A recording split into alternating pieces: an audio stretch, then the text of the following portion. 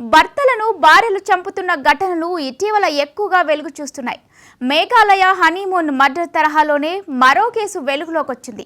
ఓ మహిళ వివాహం చేసుకున్న 36 రోజులకే తన భర్తను హత్య చేసింది. 22 ఏళ్ల మహిళ తన భర్తకు విషమిచ్చి చంపిందని పోలీసులు తెలిపారు.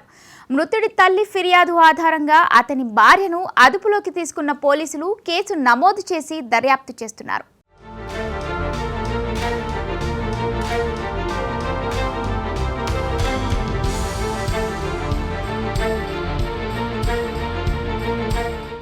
భర్తలను చంపుతున్న భార్యల ఘటనలు ఈ మధ్య ఎక్కువగా జరుగుతున్నాయి.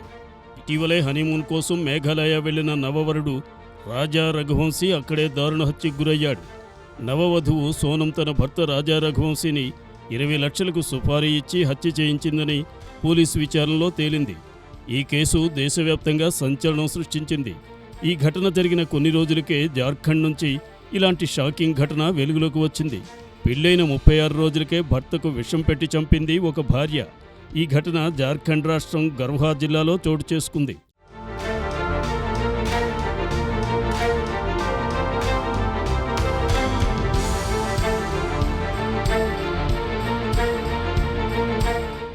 జార్ఖండ్లోని గర్హాలో సోనం రాజా రఘువంశీ తరహాలోనే మరో కేసు వెలుగులోకి వచ్చింది.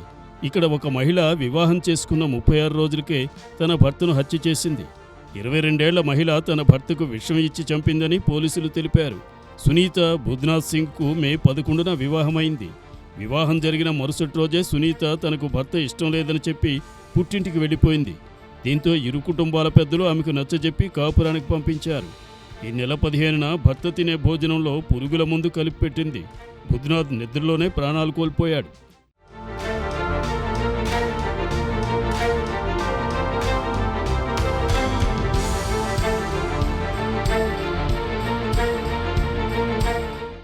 పోలీసులు చెప్పిన వివరాల ప్రకారం జూన్ 14న భార్యాభర్తలు ఛత్తీస్గఢ్లోని రామానుజ్గంజ్ మార్కెట్కి వెళ్లారు. అక్కడ చెట్లకు వాడే పురుగు మందులు అవసరమని చెప్పి మార్కెట్ నుండి పురుగు మందులు కొనమని సునీత బుద్ధనాథ్ను ఒప్పించిందని చెప్పారు. అదే పురుగు మందును జూన్ 15 రాత్రి సునీత తన భర్త ఆహారంలో పురుగు మందులు కలిపిందని పోలీసుల విచారణలో గుర్తించారు. ఈ భోజనం చేసిన బుద్ధనాథ్ మరుసటి రోజు ఉదయానికి మరణించాడు. మృతదేహాన్ని పోస్టుమార్టం కోసం పంపారు. మృతుడి తల్లి ఫిర్యాదు ఆధారంగా అతని భార్యను అదుపులోకి తీసుకున్న పోలీసులు మృతదేహాన్ని పోస్టుమార్టం నిమిత్తం తరలించారు.